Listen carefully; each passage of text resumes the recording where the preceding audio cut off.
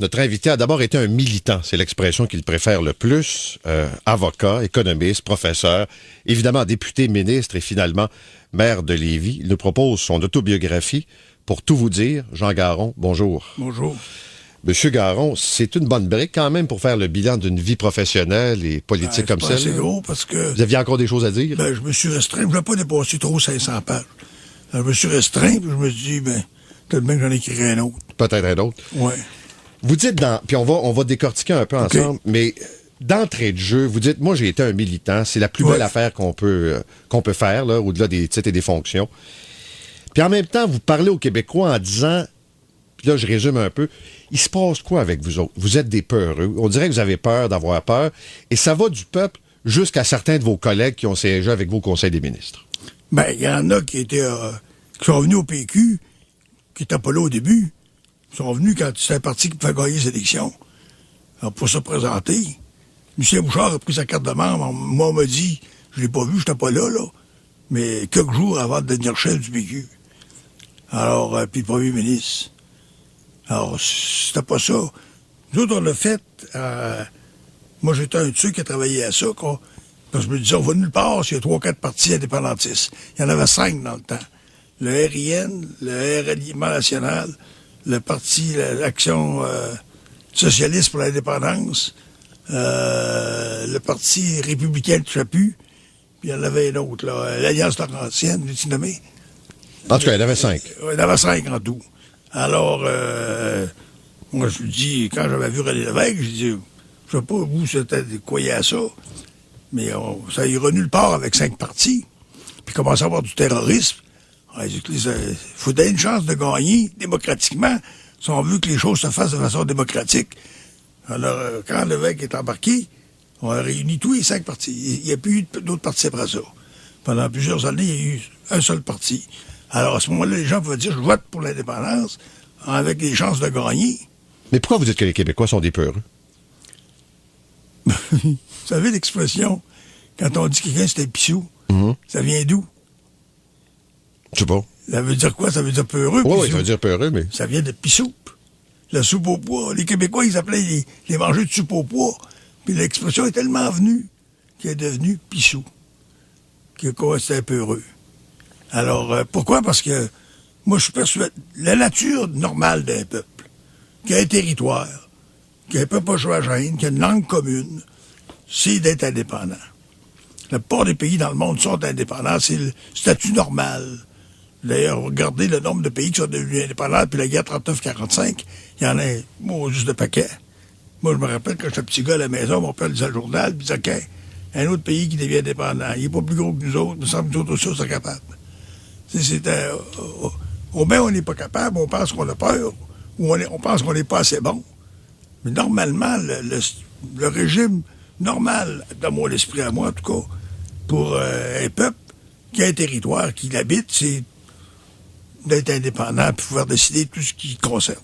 Mais un peuple qui dit non à 2 reprises, 2 référendums, 2 consultations. Ouais, la dernière fois, Parizeau avait raison, il a peut-être pas dit de la façon la plus élégante le soir du référendum, mais c'était une élection où on avait fait rentrer 58 000 immigrants, sachant que comme premier vote avant les référendums, qui va être non, pardon. Alors, il a fait rentrer 56 000 immigrants, je pense, à ce moment-là. C'est après le vote par lequel le non a passé. Oui, mais même ça avait... Il y a eu le Montgomery, c'est arrivé juste après, hein? Pas longtemps après. C'est que vous êtes certain qu'il y a eu de l'argent qui venait... Quand les gens venaient à Montréal, ils n'avaient pas le frais. Ils étaient amenés là par des gens qui payaient leur voyage. Je comprends, mais ça aurait été à tout le moins un résultat bien serré. Vous avez raison. Moi, j'ai tout pensé quand ça se ferait, ça serait à 70 %. Mais là, le prochain coup, à mon avis, moi, je pense que je trouvais de valeur que Parizeau ait démissionné le jour pendant le référendum, le soir du vote, là. Oui. Non, il avec quelques jours après. Il avait fait une émission avec Stéphane Bureau. Oui. Il avait dit qu'il démissionnerait s'il ne gagnait pas. À mon avis, il aurait dû rester là. Je lui ai dit d'ailleurs. Parce que c'était partie remise à 50-50. Dans votre livre, il y a évidemment de nombreux chapitres consacrés à l'époque où vous étiez ministre de l'Agriculture. D'abord, il y a quelque chose qui va peut-être étonner les gens, puis peut-être pas. Vous dites, quand vous êtes arrivé au ministère de l'Agriculture, il y avait déjà d'implanter au ministère un système de collusion, de cotes pour les partis politiques, les rouges, les bleus, des ingénieurs qui étaient pris là-dedans, des professionnels. Donc, avant la loi sur le financement des partis politiques, vous dites, moi, j'arrive là, puis là, on m'apprend ou je constate qu'il y a de la magouille qui se passe au ministère. Il y en a une, les cotes sur les travaux mécanisés, là, puis les heures de boule, en pleine commission parlementaire, Samir Roy avait dit, pas compliqué, c'est $1 de l'heure pour le patronage. Alors, c'était 3000 heures, c'est 3000 pièces, 4000 heures, 4000 pièces à la caisse électorale du Parti libéral. Fait que c'est le même qu'on remplissait les coffres. Pour les heures de boule, c'était ça. Pour les firmes d'ingénieurs, moi, quand je suis ministre, elle m'avait demandé, quand il est rentré dans mon bureau, il disait, vous gardez le même système pour faire les plans de drainage. Moi, je n'ai pas de l'agriculture. J'ai dit, c'est quoi le système? Ils ont spécialisé des firmes. Là, tout de suite, c'est allumé. Ils ont spécialisé des firmes. Ils ont spécialisé combien? Là, il était gêné un peu. Il dit 5. Fait que quand vous écoutez après ça, j'ai appris que sur les 5, il y en a 2 qui étaient partis par 2 députés libéraux.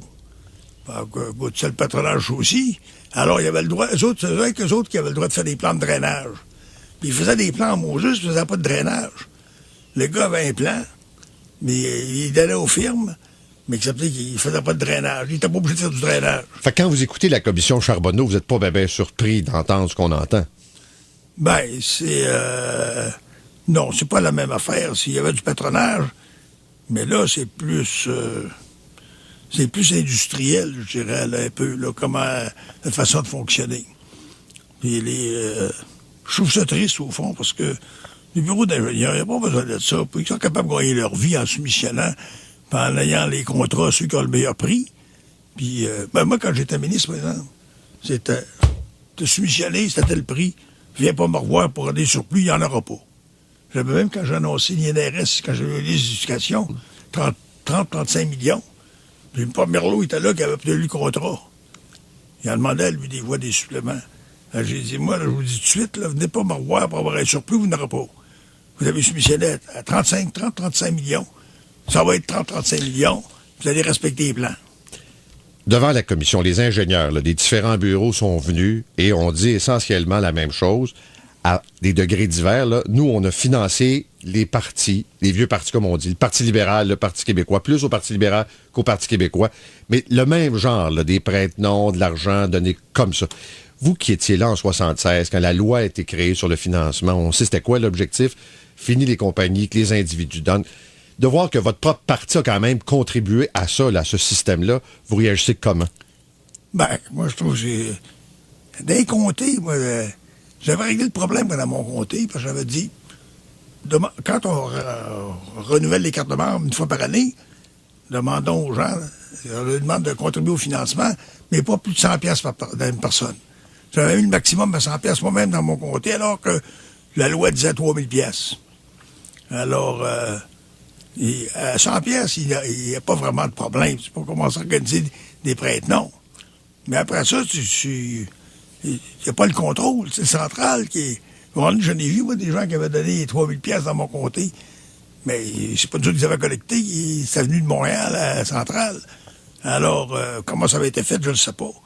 Alors, c'est... Mais êtes-vous déçu de voir ça, que dans le fond, le Parti québécois a fait la même chose? À un degré moindre, mais... Non, je pense pas qu'il l'a fait autant, en tout cas. Non, pas autant, mais de la même manière. Tout ça, c'est épouvantable parce que la politique, autrement, on l'a eu avec René Lévesque. Mais après ça, s'il y a des gens qui ont continué pour gagner dans le Parti québécois, c'est pas parce qu'ils croyaient à rien, à quelque chose. C'est pour ça, moi, je dis que c'est un parti, ça doit être un parti de militants. Si on fait la souveraineté du Québec, on va faire ça avec des gens qui y croient, qui vont faire du recrutement, qui vont convaincre du monde. Moi, vous savez, le port des comtés qui est entre Québec et Gaspé, sinon tous, là, c'est moi qui les ai fondés. J'ai fait l'assemblée par village. J'ai fait l'assemblée, recruter du monde. Quand j'avais tant de membres dans un comté, formais l'exécutif, puis après ça, j'allais à l'autre comté. Je les ai tous formés à peu près de Québec à Gaspé, sur la Côte-Nord, le Lac-Saint-Jean, le premier Jacques Brassard, c'est moi qui avais recruté quand j'étais allé faire l'assemblée à Alma, dans l'Abitibi, dans les cantons de l'Est. Puis après ça, on a fait des émissions de télévision. Puis, au début, on n'avait pas beaucoup de souscripteurs, fait qu'on en payait une partie des émissions. Notre invité ce matin, Jacques Garon, qui publie son autobiographie Pour tout vous dire. Là, je vais faire une liste à partir de ce que j'ai lu dans votre bouquin. OK. Les bons premiers ministres, ceux que vous avez aimés, là, puis qui étaient dans votre ligne de pensée. René Lévesque, évidemment. Oui. Jacques Parizeau. Oui. OK. Les chefs que vous n'avez pas aimés. Pierre-Marc Johnson, ça c'est clair. Non, mais Johnson, au contraire, j'aimais beaucoup Johnson. Mais pas comme chef. Ben, c'est parce qu'il n'était pas indépendantiste. Ben, c'est ça. Alors, il m'a invité chez lui. Il m'a dit, on va prendre une bière ensemble, dis-moi que ça tu prends. Puis, on passe à soir ensemble. Ben, j'ai dit, Johnson, ça aurait dû, c'est fonder ton parti, t'es pas pour l'indépendance. C'est un bleu, comme vous dites. C'est un bleu, oui. Autonomiste. Un gars sympathique, agréable à travailler avec. J'ai trouvé ça très agréable de travailler avec Johnson. C'est un gars, un gentleman. Mais il était plus indépendantiste. Il disait, moi, il m'avait dit l'expression, je me rappelle, c'est comme un mirage dans le désert qui recule à mesure que tu avances. En parlant de la souveraineté. En parlant de souveraineté. André Boisclair, ça, c'est pas votre tasse de thé non plus, là. Ben, André Boisclair, il a rentré toutes sortes de bons membres pour voter pour lui à chefferie. Je suis pas d'accord avec ça. Je pense que il faut respecter les militants. C'est un parti de militants, mais on vend pas des cartes des cégeps par milliers pour voter pour nous autres. Madame Marois, ça avait pas l'air d'un fan. Ben, Pauline, je l'ai connue. Pauline, le problème, ça y sert actuellement, c'est qu'elle change d'idée. Moi, je l'ai vu souvent, ben, je le savais. Mais avant, quand elle était nommée, s'il m'avait appelé, il m'a demandé ce qu'il en pensait. J'aurais dit, le problème, c'est qu'elle change souvent d'idée. Mais quand t'es minoritaire, des fois, c'est... Mais quand on se trompe, on peut peut-être mieux de changer d'idée que de s'entêter. Oui. Ça disait, faut voir ça. Mais quand t'es minoritaire, des fois, t'es obligé de faire des accommodements. T'es pas sûr d'être capable de passer ce que tu veux passer. Mais Pauline, je ne sais pas pourquoi. C'est son style. Ben, il y a une question de formation, hein. On sent que Pauline est à l'aise quand elle parle de service social. Elle est formée en service social. Elle a fait aussi des hautes études commerciales, mais je ne sais pas quel ça diplôme. Elle a fait un diplôme là-dedans. Mais dans les affaires sociales, elle est plus à l'aise. Alors, souvent, quand elle est en politique, souvent, c'est questions économiques qui dominent. Mais il y en a une que vous aimez pas. Question de droit. Une que vous aimez. Lise Payette. Non, je n'ai pas de sentiment. Ben, arrêtez-moi ça, là. Lisez votre livre, là, parce que vous dites à un moment donné... C'est vrai. Ce que je dis... Oui, non, je sais, mais vous dites que l'épisode avant les Yvettes, vous dites dans le fond qu'elle, la femme au foyer, elle était tannée de ça, puis elle avait un certain... Oui. Elle dit mépris, c'était un peu fort. La femme qui se fait vivre, là. Oui, c'est ça. La femme qui se fait vivre par son mari, elle est rébarbative, elle n'aimait pas ces femmes-là. Elle voulait que les femmes soient égales, mais qu'ils soient des féministes. Puis la femme à la maison, elle n'aimait pas ça. Alors... Fait que pour vous, les Yvettes, c'était pas quelqu'un qui fait une gaffe, là. C'est peut-être ce qu'elle pensait pour le vrai. Hein? C'est pas mal ça. C'est parce que quand elle a attaqué Mme Ryan, moi je ne la connais pas, Mme Ryan. Tout le monde qui la connaît, Mme Ryan, disait que c'est une femme correcte. Ouais. C'est une femme délurée, puis tout ça.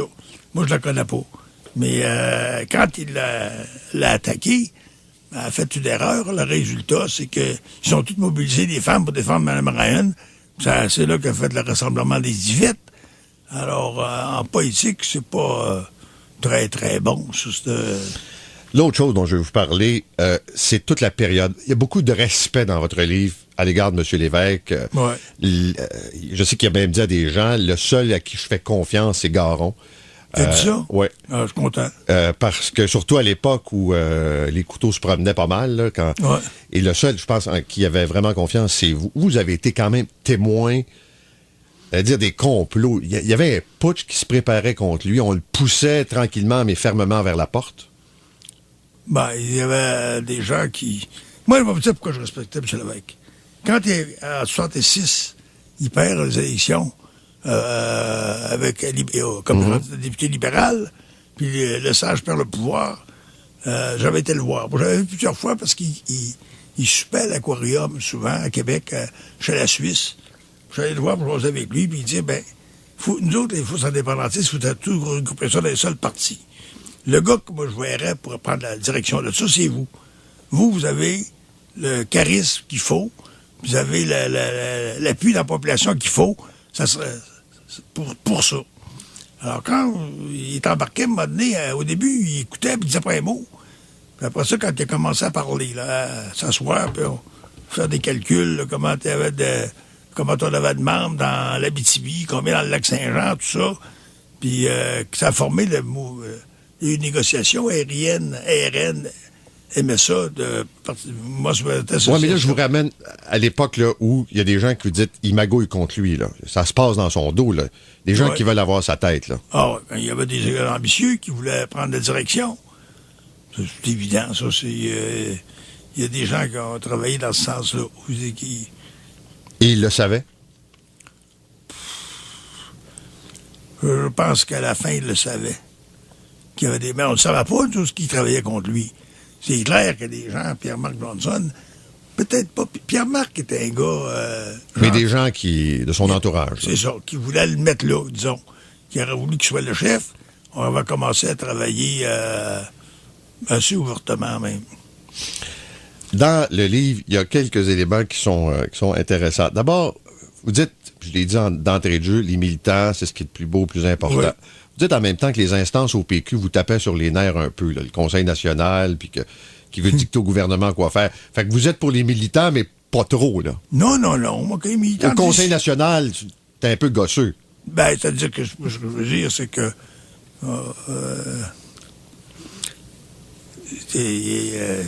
les orientations, le parti a beau à dire là-dedans, mais pas des points-virgules, des programmes.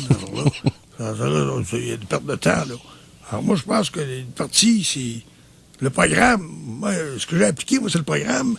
Quand tu as dit là, 76, la protection des terres agricoles, pour moi qui a inventé ça, c'était dans le programme des élections. Mais les instances, vous trouviez ça fatiguant un peu des fois. Conseil national, puis qui voulait pousser le gouvernement dans une direction. Ben, c'est ce que vous écrivez. Oui. Ce que je veux dire, c'est que... je ne me rappelle pas à quel moment je le dis dans le livre, quand vous me dites ça, là. Mais le Conseil national, c'est parce que souvent, il rentrait dans des points-virgules. Dans votre parcours politique... Les orientations, les principes, c'est normal. OK. Ça. Mais même un premier ministre ne fait pas ça. Quand il confie un job à un ministre, il dit qu'est-ce qu'il veut qu'il fasse. Alors moi, c'est Parizeau qui me confie l'éducation. J'aimerais ça qu'on applique l'éducation gratuite. Ils avaient toujours été pour ça. Je dis oui. Il dit oui. Puis il va vous dire une affaire, j'ai resté 2 mandats d'éducation. Il y aurait eu l'éducation gratuite, puis le monde n'aura pas souffert. Il y a eu un an, on dirait, de ne pas augmenter les frais de scolarité. Les gars disent, oui, les syndicats m'avaient remercié après. Ils ont dit, ça n'a pas été coupé. Pensez-vous ça? Il a dit oui. Vous avez nommé l'éducation, pour reprendre l'expression, brasser la cage du ministère. Bon, il y a besoin de ça. Ils ont besoin de ça. Puis après ça, plus que ça, dégraisser le ministère. Tu sais, quand tu avais, pour le ministère de l'Éducation, il y avait beaucoup d'anciens prêtres, là. C'est pas une préparation d'administrateur, ça, nécessairement, tu sais. Monsieur Garon, en terminant, moi, j'ai un souvenir de vous. J'étais un jeune reporter. Mais je veux juste finir ça.